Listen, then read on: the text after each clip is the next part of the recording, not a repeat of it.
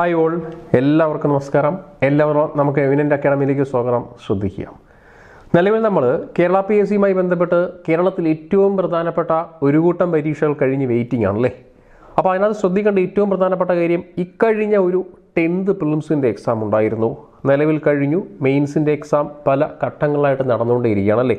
അതായത് 6 പോസ്റ്റുകളിലേക്ക് ഒറ്റ 10th പ്രിലിംസാണ് നിലവിൽ സെക്രട്ടേറിയറ്റ് OA ഉൾപ്പെടുത്തി. സെക്രട്ടേറിയറ്റ് OA, ഹയർ സെക്കൻഡറി സ്കൂളിലേക്കുള്ള ലാബ് അസിസ്റ്റൻറ്റ്, സ്റ്റോർ കീപ്പർ പരീക്ഷകൾ, ഇതെല്ലാം ഉൾപ്പെടുത്തി ഒരു 10th പ്രിലിംസ് പരീക്ഷകൾ കഴിഞ്ഞിരുന്നു.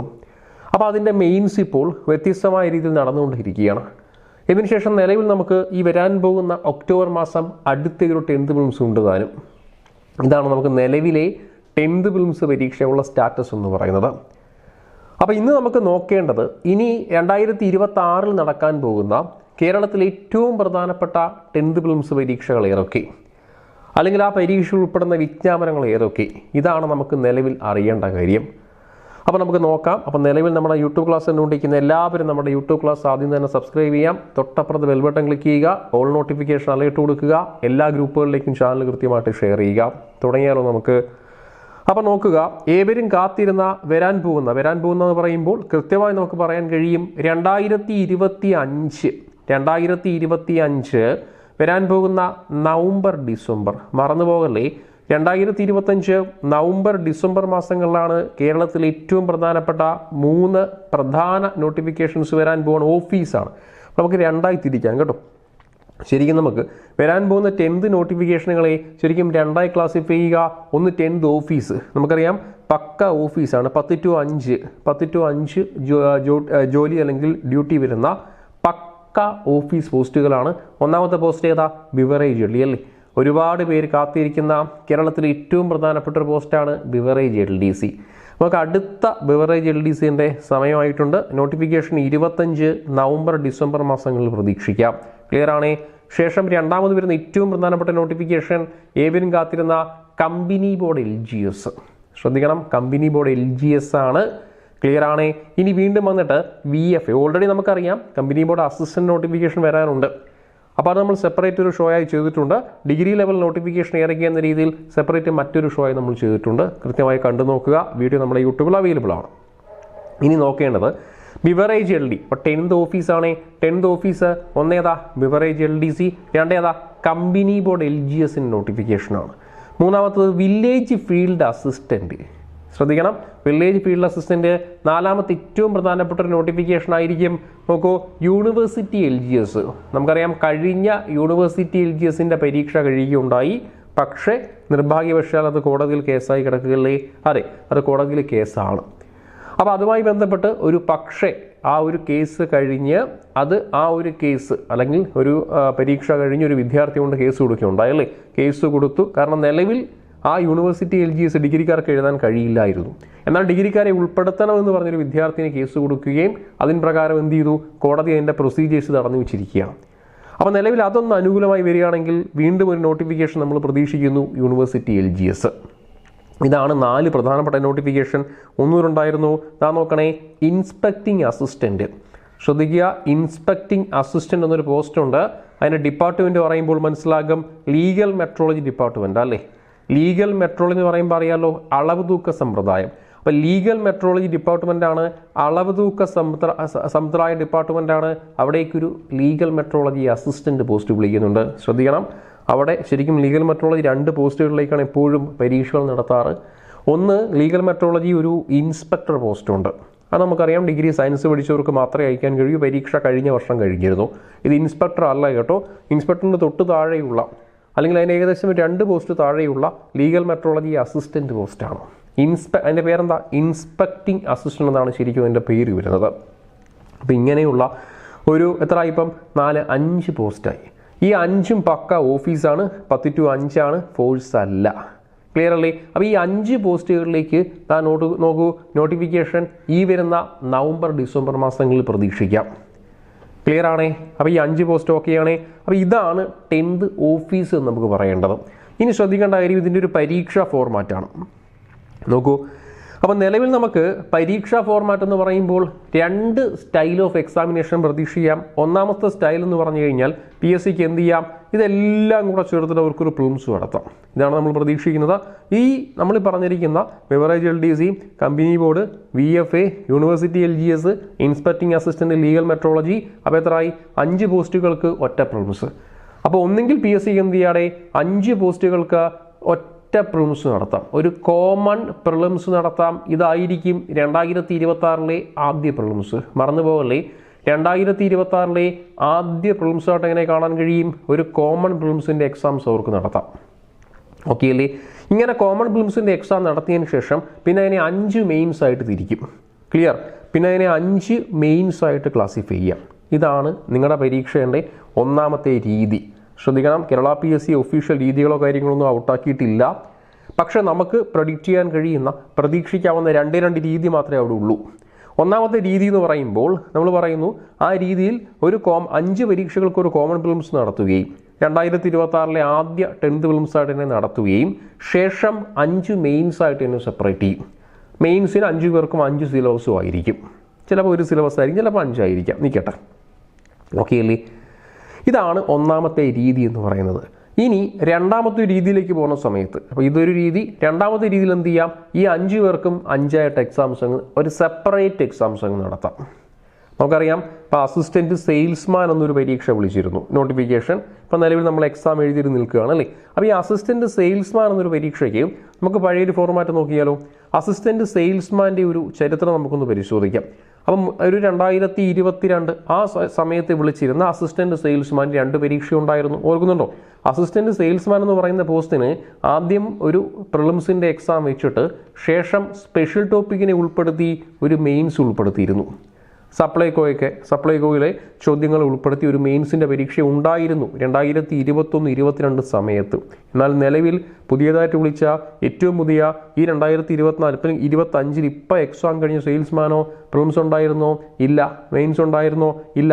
ഒറ്റ പരീക്ഷ, മൊത്തം ഒറ്റ പരീക്ഷ. മാത്രമല്ല സ്പെഷ്യൽ ടോപ്പിക്കും ഇല്ലായിരുന്നു. ഓക്കെ അല്ലേ?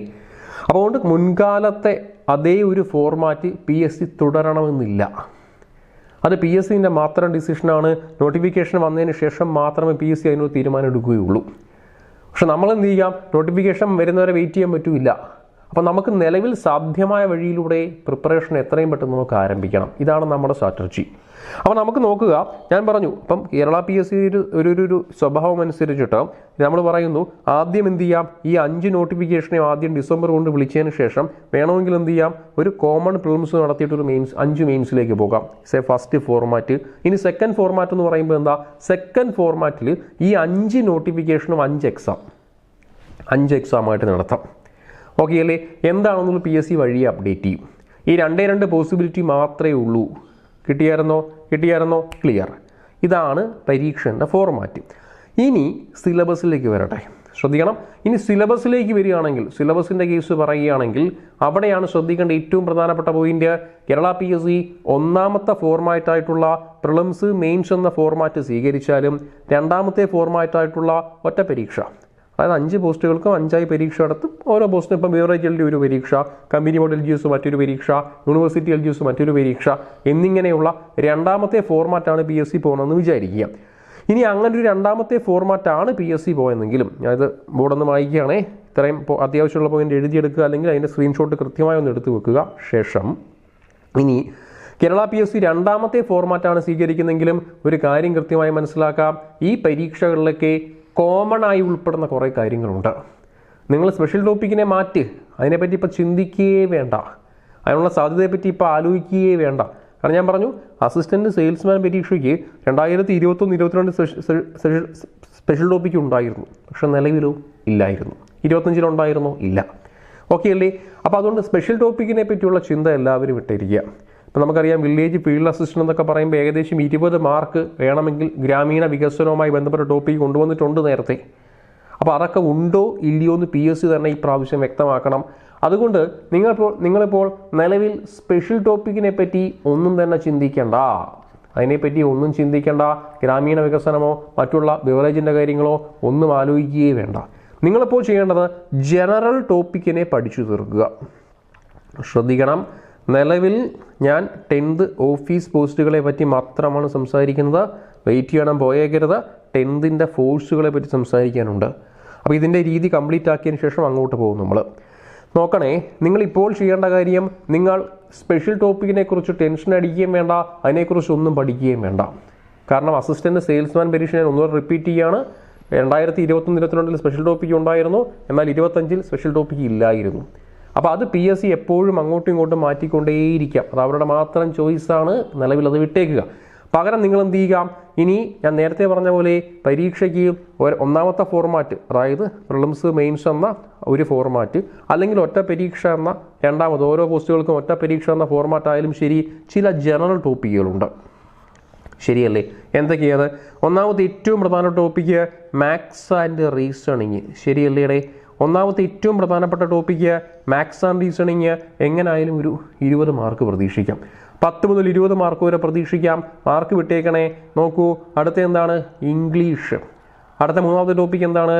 നോക്കൂ, മലയാളം. കിട്ടിയായിരുന്നോടെ? അപ്പോൾ ഈ ഇംഗ്ലീഷ് എന്ന് പറയുമ്പോൾ ശ്രദ്ധിക്കണം, ഈ LGS പോലുള്ള പരീക്ഷയ്ക്ക് ഇംഗ്ലീഷ് കാണില്ല. അപ്പോൾ ഇതിനകത്ത് നമുക്ക് ഞാൻ പറഞ്ഞു 2 പോസ്റ്റ്. ഇപ്പോൾ കമ്പനി ബോർഡ് LGSന് ഇംഗ്ലീഷ് കാണില്ല സിലബസിൽ. കാരണം സെക്രട്ടേറിയറ്റ് OA എന്ന് പറയുന്ന പരീക്ഷയ്ക്കാണ് ഇംഗ്ലീഷ് ഉൾപ്പെടുത്തിയിരിക്കുന്നത്. പക്ഷേ ബാക്കിയുള്ള കമ്പനി ബോർഡ് LGSും അതുപോലെ തന്നെ യൂണിവേഴ്സിറ്റി LGSും ഇംഗ്ലീഷ് കാണില്ല. ഇട്ടേക്കുക. പക്ഷേ നമ്മളത് പഠിക്കണം. കാരണം ബിവറേജ് LDക്ക് ഇംഗ്ലീഷുണ്ട്, VFAക്ക് ഇംഗ്ലീഷുണ്ട്, ഇൻസ്പെക്ടിങ് അസിസ്റ്റൻറ്റ് പരീക്ഷയ്ക്ക് ഇംഗ്ലീഷുണ്ട്. ക്ലിയർ അല്ലേ? അപ്പം ഈ 3 ടോപ്പിക്കും കൂടാതെ കുറച്ച് ജനറൽ GK ഉണ്ട് അല്ലേ? പൊതുവായി എല്ലാ പരീക്ഷയിലും ചോദിക്കുന്ന ആരൊക്കെയാണ് ജനറൽ GK എന്ന് പറയുമ്പോൾ നോക്കണേ നിങ്ങൾ. ഒന്നാരാ? ഹിസ്റ്ററി. ശരിയല്ലേ? ചിന്തിക്കുക. ഒന്നാരാണ്? ഹിസ്റ്ററിയാണ്. രണ്ടാമത്തെ ആരാടെ? ജോഗ്രഫി. മൂന്നാമത്തെ ആരാടെ? കോൺസ്റ്റിറ്റ്യൂഷൻ അല്ലെങ്കിൽ പോളിറ്റി. നാലാമത്തെ ആരാടെ? എക്കണോമിക്സ്. ശരിയല്ലേ? എക്കണോമിക്സ് ആണ്. അഞ്ചാമത്തെ ആരാടെ? Science, physics, chemistry, biology. Especially presently focusing on SCERT. നിലവിലെ സയൻസിൻ്റെ ചോദ്യങ്ങളൊക്കെ PSC എങ്ങനെ കവർ ചെയ്തു പോകുന്നത്? പുതിയ SCERTനെ അടിസ്ഥാനമാക്കിയ. അതിനെപ്പറ്റി പറയാം, ശ്രദ്ധിക്കണം. അപ്പം ഇത്രയും ടോപ്പിക്ക് എത്രയും പെട്ടെന്ന് നിങ്ങൾ പഠിച്ചു തുടങ്ങുക. അത് പരീക്ഷ ഏത് ഫോർമാറ്റ്, പ്രിലിംസ് ആൻഡ് മെയിൻസ് ആവട്ടെ, ഒറ്റ പരീക്ഷ ഉള്ളിയാവട്ടെ, എങ്ങനെ തന്നെയായാലും ഇത്രയും ടോപ്പിക്ക് മസ്റ്റാണോ? തീർച്ചയായിട്ടും മാത്സ് ആൻഡ് റീസണിങ് ഉണ്ടാവുമോ? ഉണ്ട്, കൺഫേം ആണ്. അതുപോലെ ഇംഗ്ലീഷ് ഉണ്ടോ? ഉണ്ട്, കൺഫേം ആണ്. മലയാളം ഉണ്ടോ? കൺഫേം ആണ്. GK ഉണ്ടോ? കൺഫേം ആണ്. GKയിൽ history, geography, constitution, economics, science. സയൻസിന് ഇപ്പോഴേ പറയുന്നു, ഒരു റാങ്ക് ഫയലിലേക്കോ ഒരു ഗൈഡുകളിലേക്കോ പോകേണ്ട സയൻസിന് SCERT. വളരെ ആധികാരികമായി പുതിയ SCERT സംസ്ഥാന സർക്കാർ അപ്ലോഡ് ചെയ്തിട്ടുണ്ട്. അപ്പം നോക്കണം, അത് പുതിയ SCERT എന്ന് പറയുമ്പോൾ അവിടെ ഒന്ന് അഡീഷണൽ പോയിന്റ് പറയാം. സയൻസുമായി ബന്ധപ്പെട്ട് നമ്മൾ കണ്ടുപോലെ ഇക്കഴിഞ്ഞ ഫയർമാൻ പരീക്ഷ, ഇക്കഴിഞ്ഞ സിവിൽ എക്സൈസ് ഓഫീസർ, ഇപ്പോൾ 2025 കഴിഞ്ഞ നമ്മുടെ ഫയർമാൻ്റെ എക്സാം കണ്ടായിരുന്നു ചോദ്യപേപ്പർ. അതുപോലെ സിവിൽ എക്സൈസ് ഓഫീസർ കണ്ടായിരുന്നു. SCERT പക്കാ SCERT. പുതിയ SCERTയിലെ ആ ഒരു പ്രസ്താവനകൾ അതുപോലെ കട്ട് ചെയ്ത് വേസ്റ്റ് ചെയ്തിരിക്കുകയാണ്. ഒരു മാറ്റവും വരുത്തിയിട്ടില്ല. അപ്പോൾ അതുകൊണ്ട് സയൻസിൻ്റെ കേസിൽ ഉറപ്പിക്കാൻ കഴിയും. നോക്കണേ, SCERT എന്ന് പറയുമ്പോൾ 5, 7, 9 5ാം ക്ലാസ്സും 7ാം ക്ലാസ്സും 9ാം ക്ലാസ്സും ശരിക്കും 2024 പുതിയ ബുക്ക് ഇറക്കിയിട്ടുണ്ട്. അത് തന്നെ വായിക്കണം. ഇനി 6ാം ക്ലാസ് 6, 8, 10 ഈ 3 ക്ലാസ്സുകൾ ശരിക്കും 2025 ഈ വർഷം 25 പുതിയ ബുക്ക് ഇറങ്ങിയിട്ടുണ്ട്. ശ്രദ്ധിക്കണം, 25 ഈ ബുക്കുകളിലെ പാർട്ട് 1 മാത്രമേ വന്നിട്ടുള്ളൂ. ഓക്കെ അല്ലേ? പാർട്ട് 2 അടുത്ത മാസമേ വരും, ഓണം കഴിഞ്ഞിട്ട്. കാരണം പാർട്ട് 1 ഓണപരീക്ഷയ്ക്ക് വേണ്ടി പാർട്ട് 1 കൃത്യമായി യൂസ് ചെയ്യുകയും ഓണത്തിന് ശേഷം ഒരു സെപ്റ്റംബർ അവസാനമൊക്കെ ആകുമ്പോഴായിരിക്കും സ്കൂളുകളിലേക്ക് പാർട്ട് 1 വരുന്നത്. പാർട്ട് 2 വരുന്നത്. പാർട്ട് 1 നമുക്ക് ഓൾറെഡി വന്നു കഴിഞ്ഞു. ശ്രദ്ധിക്കണം. അപ്പോൾ നിങ്ങൾ 5, 7, 9 ക്ലാസ്സുകളിലെ പുസ്തകം 2024 സയൻസ് പ്രത്യേകം അത് തന്നെ വായിച്ചു പഠിക്കാൻ ശ്രദ്ധിക്കണം. പഴയ SCERTന്ന് വ്യത്യാസമുണ്ടോ? തീർച്ചയായിട്ടും ഉണ്ട്. എന്താ വ്യത്യാസം എന്ന് ചോദിച്ചു കഴിഞ്ഞാൽ ഓരോ ചാപ്റ്ററുകളിലെയും ലെങ്ത് കൂട്ടിയിട്ടുണ്ട്. പഴയ SCERTയിൽ ഒരു ചാപ്റ്റർ ഏകദേശം 20-22 പേജായിരുന്നെങ്കിൽ പുതിയ SCERTയിൽ ഒരു 12ഓളം പേജ് കൂടിയിട്ടുണ്ട്. ഒരു 34 പേജ് വരും ഒരു ചാപ്റ്റർ എന്ന് പറയുന്നത്. ഏകദേശം ഞാൻ പറയുകയാണ്. ഓക്കെ അല്ലേ? വ്യത്യാസം ചോദിച്ചാൽ പഴയ SCERTയിൽ നിന്ന് പുതിയ SCERTയിലേക്ക് വരുമ്പോൾ ആ ഒരു പഠിക്കേണ്ട ടോപ്പിക്കുകൾ കൂട്ടിയിട്ടുണ്ട്. +1, +2 എന്നൊക്കെ കുറേ എക്സ്ട്രാ പോയിന്റുകൾ ഇങ്ങോട്ട് ആഡ് ചെയ്തിട്ടുണ്ട്. കട്ടി കൂട്ടി, കാഠിന്യം കൂട്ടിയിട്ടുണ്ട്.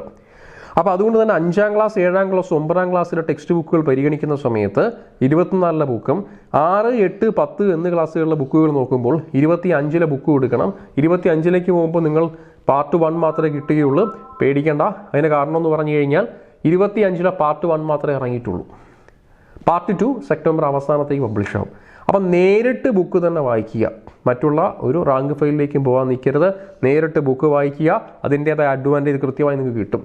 സൂപ്പറായിട്ട് ഗ്രാഫിക്കൽ റെപ്രസെൻറ്റേഷൻ എല്ലാം സൂപ്പറായിട്ട് ഉപയോഗിച്ചുകൊണ്ട് പക്ക ഗ്രാഫിക്കൽ റെപ്രസെൻറ്റേഷൻ, ഗ്രാഫുകൾ, പിക്ചറുകൾ, കളർഫുള്ളായിട്ടുള്ള സൂപ്പർ ടെക്സ്റ്റ് ഉണ്ട്. അത് കൃത്യമായിട്ട് വായിച്ച് വേണം സയൻസിന് നിങ്ങൾ മാർക്ക് സ്കോർ ചെയ്യാൻ. ഓക്കെ അല്ലേ? അപ്പം SCERT science oriented, SCERT സയൻസിന് SCERT book തന്നെ കവർ ചെയ്യുക. ബാക്കിയുള്ള എക്കണോമിക്സും ഉണ്ട്.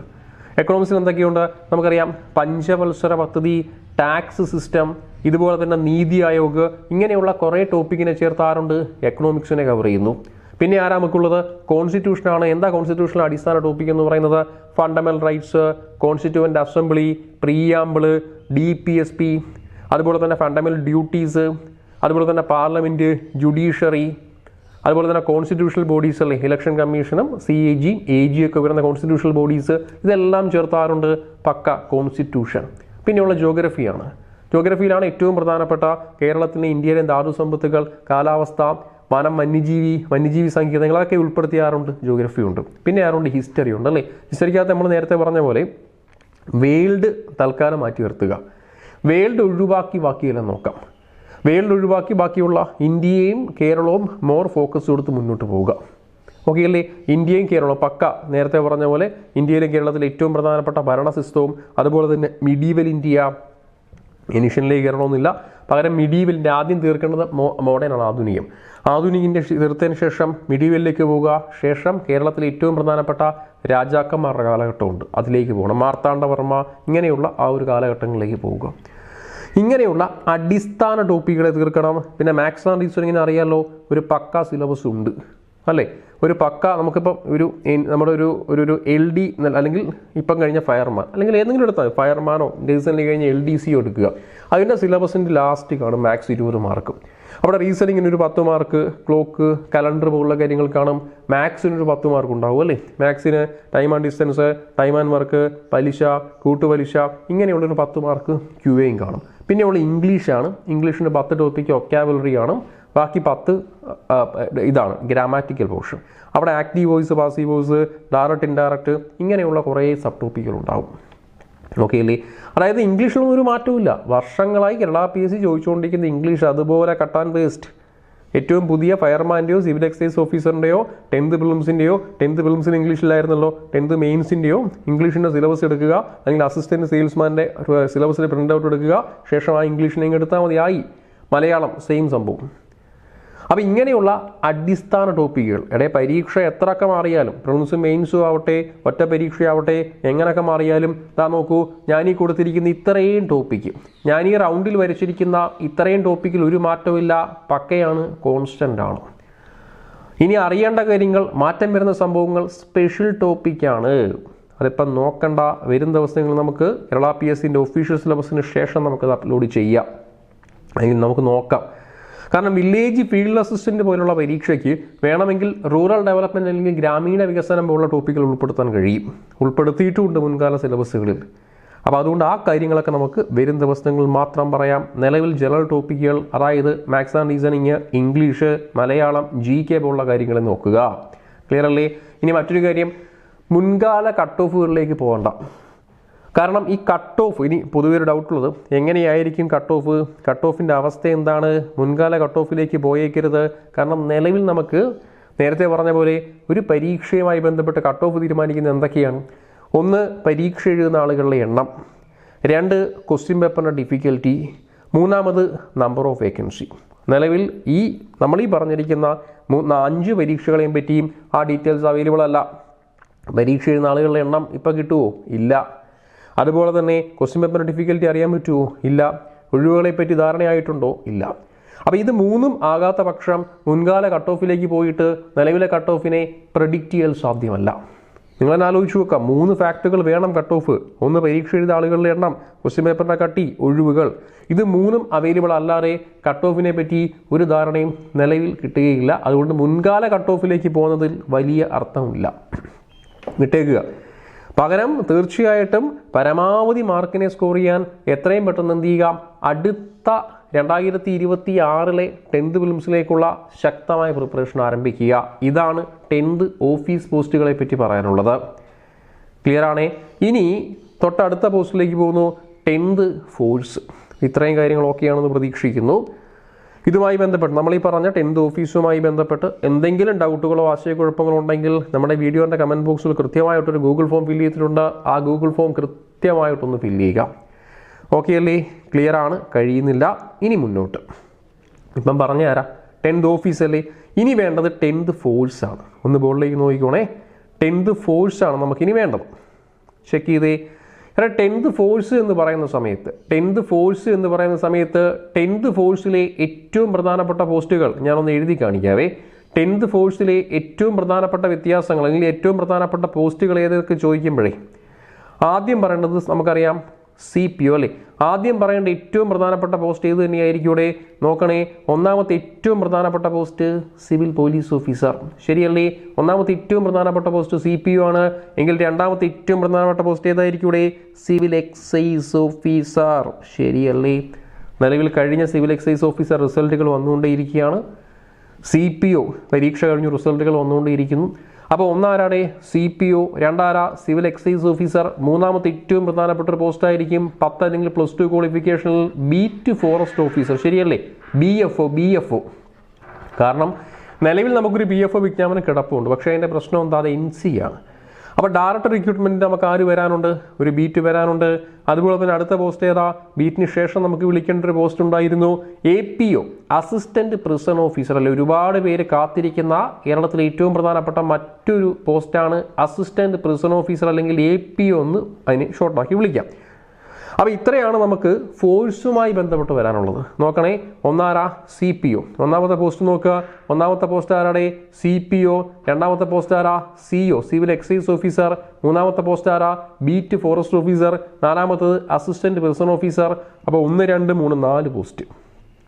ഓക്കെ അല്ലേ? അതിൽ CPO എന്ന് പറയുന്നത് 1 ഇയർ ആണ് കാലാവധി കൊടുത്തിരിക്കുന്നത്. സിവിൽ എക്സൈസ് ഓഫീസർ 1 ഇയർ ആണ്. അസിസ്റ്റന്റ് പ്രിസൺ ഓഫീസർ 3 വർഷമാണ്. ശ്രദ്ധിക്കണം, അസിസ്റ്റന്റ് പ്രിസൺ ഓഫീസർ എന്ന് പറയുന്ന പോസ്റ്റിൻ്റെ കാലാവധി 3 വർഷമാണെന്നൊരു ഫാക്റ്റും കൂടെ മറന്നു പോകരുത്. അതുകൊണ്ടാണ് അത് എപ്പോഴും നമുക്ക് വിളിച്ച് കാണാൻ കഴിയാത്തത്. അപ്പം ഇതിനകത്ത് പരീക്ഷയുടെ ഫോർമാറ്റിൽ ഒറ്റ പരീക്ഷയുള്ളൂ. ഇതിനകത്തെല്ലാം വേറെ പരീക്ഷകൾ നമുക്ക് കഴിഞ്ഞ ഒരു 4 വർഷമായിട്ട് PSC ഒരേ പാറ്റേൺ തുടരുന്നു, മാറ്റമില്ല. CPO നമുക്കറിയാമല്ലോ, ഒറ്റ പരീക്ഷയാണ്, സ്പെഷ്യൽ ടോപ്പിക് ഉണ്ട്. CPO ആണ് സ്വപ്നമെങ്കിൽ തീർച്ചയായിട്ടും പഠനം എത്രയും പെട്ടെന്ന് ആരംഭിക്കുക. കാരണം നോട്ടിഫിക്കേഷൻ വന്നാൽ പെട്ടെന്ന് പരീക്ഷ ഉണ്ടാകും. അതൊക്കെ നമുക്ക് വരും ഡിസംബറിൽ. എല്ലാം ഡിസംബറിൽ വിളിക്കാനാണ് PSC മാറ്റി വെച്ചിരിക്കുന്നത്. അപ്പോൾ അതുപോലെ സിവിൽ എക്സൈസ് ഓഫീസർ ആണെങ്കിൽ സ്പെഷ്യൽ ടോപ്പിക് ഉൾപ്പെടുത്തിയുള്ള ഒറ്റ പരീക്ഷ. CPO ആണെങ്കിൽ ഒറ്റ പരീക്ഷയേ ഉള്ളൂ, include special topic. Civil excise officer ആണെങ്കിൽ ഒറ്റ പരീക്ഷയേ ഉള്ളൂ, 20 മാർക്ക് സിവിൽ എക്സൈസുമായി ബന്ധപ്പെട്ട് അല്ലേ? എക്സൈസിൻ്റെ നാർക്കോട്ടിക്കും കഞ്ചാവ് നിരോധന നിയമവും നാർക്കോട്ടിക്കും ഇതൊക്കെ ഉൾപ്പെടുത്തി സിവിൽ എക്സൈസിന് 20 മാർക്കിന് ഉൾപ്പെടുത്തി ഒരു പരീക്ഷ ഉണ്ടാകും, ജില്ലാടിസ്ഥാനത്തിലാണ്. CPO അതുപോലെ തന്നെ 20 മാർക്കിന് ഉൾപ്പെടുത്തി ഒറ്റ പരീക്ഷ, അതായത് സ്പെഷ്യൽ ടോപ്പിക് 20 മാർക്ക് ഉൾപ്പെടുത്തി ഒറ്റ പരീക്ഷ. ഓക്കെ അല്ലേ? പിന്നെ ബീറ്റ് ഫോറസ്റ്റ് ഓഫീസറാണ്, അത് ഒറ്റ പരീക്ഷയിലാണ് അവസാനിപ്പിക്കുന്നത്. അവിടെയും സ്പെഷ്യൽ ടോപ്പിക് ഫോറസ്റ്റുമായി ബന്ധപ്പെട്ട വന്യജീവിയുമായി ബന്ധപ്പെട്ട ഒരു സ്പെഷ്യൽ ടോപ്പിക് 20ഓളം മാർക്ക് ഉണ്ടാകും. അതുപോലെ പിന്നെയുള്ള അസിസ്റ്റന്റ് പ്രിസൺ ഓഫീസറാണ്. പ്രിസൺ ഓഫീസിൽ പ്രിസണുമായി ബന്ധപ്പെട്ട 20 മാർക്ക് ഉണ്ടാകും. പ്രിസണുമായി ബന്ധപ്പെട്ട പ്രിസൺ സർവീസുമായി ബന്ധപ്പെട്ട 20 മാർക്കിനെ ഉൾപ്പെടുത്തി, സൈക്കോളജിയൊക്കെ ഉൾപ്പെടുത്തി പ്രിസൺ സർവീസുമായി ബന്ധപ്പെട്ട 20 മാർക്കിനെ ഉൾപ്പെടുത്തി ഒറ്റ പരീക്ഷ അവിടെ ഉണ്ടാകും. അപ്പോൾ ഇതിൽ ഈ ഒരു CPO ഒറ്റ പരീക്ഷ, സിവിൽ എക്സൈസ് ഓഫീസർ ഒറ്റ പരീക്ഷ, ബാക്കി ഫിസിക്കൽ മെഡിക്കൽ പാസ്സായാൽ മതി. ബീറ്റ് ഒറ്റ പരീക്ഷ, പ്രിസൺ ഓഫീസർ ഒറ്റ പരീക്ഷ. അത് കോമൺ എക്സാം ഒന്നുമല്ല. ഇപ്പം 4 നോട്ടിഫിക്കേഷൻ ആണെങ്കിൽ 4 പരീക്ഷയാണ്. CPO separate, CO separate, beat separate, prison officer separate. Okay അല്ലേ? അപ്പോൾ ഇത്രയാണ്. അപ്പം നമുക്ക് ടോട്ടലി എത്ര പോസ്റ്റ് ആയിട്ടുണ്ട്? നേരത്തെ പറഞ്ഞ beverage LD 1, company Modi 2, university LGS 3, VFA 4, inspecting assistant 5 post, 10th office മാത്രം പറഞ്ഞിരുന്നു. ഇനി ആ 5ഉം പിന്നെ ഉള്ളത് എത്ര? 2, 3, 4 പോസ്റ്റ്, 9 പോസ്റ്റ്. അപ്പോൾ ഈ 9 പോസ്റ്റും 10ാം ക്ലാസ് ക്വാളിഫിക്കേഷനിൽ മറന്നു പോകല്ലേ, 10ാം ക്ലാസ് ക്വാളിഫിക്കേഷനിൽ ഈ 9 പോസ്റ്റിൻ്റെ വിജ്ഞാപനം നമുക്ക് 2025 ഡിസംബർ, ക്ലിയർ അല്ലേ? 2025 നവംബർ ഡിസംബർ മാസങ്ങളിൽ ഈ 9 പോസ്റ്റുകളിലേക്കുള്ള വിജ്ഞാപനം കൺഫേം ആണ്, നോ ചേഞ്ച്. ഓക്കെ അല്ലേ? ഇതാണ് വർഷങ്ങളായി വരുന്ന പാറ്റേൺ. മാത്രമല്ല ഈ പോസ്റ്റുകളിലേക്കുള്ള റാങ്ക് ലിസ്റ്റുകൾ അവസാനിച്ചുകൊണ്ടേയിരിക്കുകയാണ്. ഒരുവിധപ്പെട്ട എല്ലാ ബിവറേജ് ഇഡ്ലി കമ്പനിയോട് ഇതൊക്കെ ഏകദേശം റാങ്ക് ലിസ്റ്റ് വന്നിട്ട് 1.5 വർഷം കിടക്കുകയാണ്, 1.5 വർഷം കഴിഞ്ഞു. അപ്പോൾ തീർച്ചയായിട്ടും ബാക്കിയുള്ള ഫോഴ്സുകളും ഈ വരുന്ന നവംബർ ഡിസംബർ മാസങ്ങളിൽ നോട്ടിഫിക്കേഷൻ വരികയാണ്, തുടങ്ങാം. അപ്പോൾ എത്രയും പെട്ടെന്ന് പഠനം തുടങ്ങാം. അതിൽ 10th ഓഫീസാണെങ്കിൽ സ്പെഷ്യൽ ടോപ്പിക്ക് ഒഴിവാക്കി ഞാൻ നേരത്തെ പറഞ്ഞ പോലെ ജനറൽ ടോപ്പിക്കുകൾ SSCRT ഉൾപ്പെടുത്തിയ ജനറൽ ടോപ്പിക്കുകൾ സ്റ്റാർട്ട് ചെയ്യുക. ഫോഴ്സ് ആണെങ്കിൽ സ്പെഷ്യൽ ടോപ്പിക്ക് കൺഫേം ആണ്, സിലബസും നമുക്ക് അവൈലബിൾ ആണ്. നിലവിലെ ഏറ്റവും പുതിയ സിലബസുകൾ ഉപയോഗിച്ച് ഫോഴ്സിലേക്കും പ്രിപ്പറേഷൻ ആരംഭിക്കാം. ക്ലിയർ അല്ലേ? അപ്പോൾ ഇതുമായി ബന്ധപ്പെട്ട ബാക്കി എല്ലാ ഡീറ്റെയിൽസും, എന്തെങ്കിലും ഡീറ്റെയിൽസ് അറിയണമെന്ന് താല്പര്യമുണ്ടെങ്കിൽ തീർച്ചയായിട്ടും നമ്മുടെ വീഡിയോൻ്റെ കമൻറ്റ് ബോക്സിൽ ഗൂഗിൾ ഫോം ഉണ്ട്. അതുപോലെ തന്നെ ബാച്ച് ആരംഭിക്കുകയാണ്. ഏറ്റവും പ്രധാനപ്പെട്ട കാര്യം, ഈ വരുന്ന സെപ്റ്റംബർ മാസം 10th ഓഫീസിലേക്കുള്ള അതുപോലെ തന്നെ 10th ഫോഴ്സിലേക്കുള്ള സെപ്പറേറ്റ് ബാച്ചുകൾ നമ്മൾ ആരംഭിക്കുകയാണ്. ഈ ബാച്ചിൻ്റെ വിശദാംശങ്ങൾ, ഇതിൻ്റെ സ്റ്റഡി പ്ലാൻ എങ്ങനെയാണ്, ഇതിൻ്റെ ഫീസ് എങ്ങനെയാണ്, ഇതിൻ്റെ ഡ്യൂറേഷൻ എങ്ങനെയാണ് എന്നുള്ള എല്ലാ കാര്യങ്ങളും അറിയാനായിട്ടും, അതുപോലെ ഈ ഫോഴ്സുകൾ, നമ്മൾ ഈ പറഞ്ഞിരിക്കുന്ന ഫോഴ്സുകളെ പറ്റിയുള്ള സെപ്പറേറ്റ് ബാച്ചുണ്ട്. ഫോഴ്സ് ബാച്ചിൻ്റെ ഡീറ്റെയിൽസ്, ഓഫീസ് ബാച്ചുകളുടെ ഡീറ്റെയിൽസ്, ഈ ഡീറ്റെയിൽസ് ഒക്കെ അറിയാനായിട്ട് കൃത്യമായിട്ട് നമ്മുടെ വീഡിയോയിൽ കാണുന്ന കോൺടാക്ട് നമ്പറുണ്ട്. ഒന്നുകിൽ നമ്പറിൽ കോൺടാക്ട് ചെയ്യാം, അതല്ല എന്നുണ്ടെങ്കിൽ തീർച്ചയായിട്ടും കമൻറ്റ് ബോക്സിലും ഡിസ്ക്രിപ്ഷൻ ബോക്സിലും കൃത്യമായൊരു ഗൂഗിൾ ഫോം ഫില്ല് ചെയ്തിട്ടുണ്ട്. ആ ഫോം കൃത്യമായിട്ട് ആ ഫോം ഫില്ല് ചെയ്യുക. ഓക്കെ അല്ലേ? അപ്പോൾ ഇതുപോലെയുള്ള എല്ലാ വീഡിയോസുകളും, എല്ലാ പരീക്ഷകളുടെ കൃത്യമായിട്ടുള്ള ഡീറ്റെയിൽസുകളും ക്ലാസ് ഡീറ്റെയിൽസും അറിയാനായിട്ട് നിലവിൽ നമ്മുടെ യൂട്യൂബ് ക്ലാസ് കണ്ടുകൊണ്ടിരിക്കുന്ന എല്ലാവരും നമ്മുടെ എമിനന്റ് PSC എന്ന ചാനൽ കൃത്യമായി സബ്സ്ക്രൈബ് ചെയ്യാം. തൊട്ടപ്പുറത്ത് ബെൽ ബട്ടൺ ക്ലിക്ക് ചെയ്യുക, ഓൾ നോട്ടിഫിക്കേഷൻ അലേർട്ട് കൊടുക്കുക, എല്ലാ ഗ്രൂപ്പുകളിലേക്കും ചാനൽ കൃത്യമായി സെൻഡ് ചെയ്യുക. ബാക്കി എല്ലാ ഡീറ്റെയിൽസും വരും ദിവസങ്ങൾ അപ്ലോഡ് ചെയ്യാം. ഓക്കെ അല്ലേ? ഓക്കെയാണ്. Okay, thank you.